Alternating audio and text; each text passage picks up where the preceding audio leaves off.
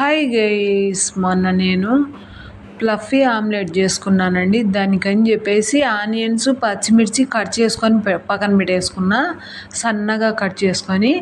ఇంకా ఒక 2 ఆమ్లెట్లు కొట్టేసుకొని గిన్నెలో కొంచెం అంత పసుపు, కొద్దిగా ఉప్పు, కొంచెం కారము వేసేసుకొని బాగా ఇలా మొత్తం బాగా గిలకొట్టుకోవాలి.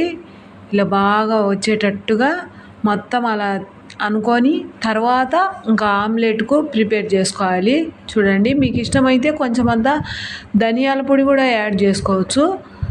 మా వాళ్ళు వద్దన్నారని చెప్పేసి నేను వేయలేదు. ఇంకా పెనం పెట్టేసుకొని దాంట్లోనే కొంచెం అంత ఆయిల్ వేసేసి ఇంకా ఆనియన్స్, పచ్చిమిర్చి పెనం అంతా వేసేసుకోవాలి. చూడండి, బాగా ఇలా అనుకున్న ఎగ్స్ను ఇలా మొత్తం స్ప్రెడ్ చేసేసుకోవాలి. పెనం అంతా స్ప్రెడ్ చేసేసేయాలి మొత్తము. ఇదంతా వేసిన తర్వాత మళ్ళీ పైన కొద్దిగా ఆయిల్ వేసేసుకోవాలి. ఆయిల్ వేసేసి ఇంకా తర్వాత అది బాగా కాలిన తర్వాత ఇంకా టర్న్ తిప్పుకోవాలండి. మా వీడియో నచ్చితే ఒక లైక్ చేసి మా ఛానల్ను సబ్స్క్రైబ్ చేసుకోండి. మీ ఫ్రెండ్స్కు, రిలేటివ్స్కు షేర్ చేయండి మా ఛానల్ని.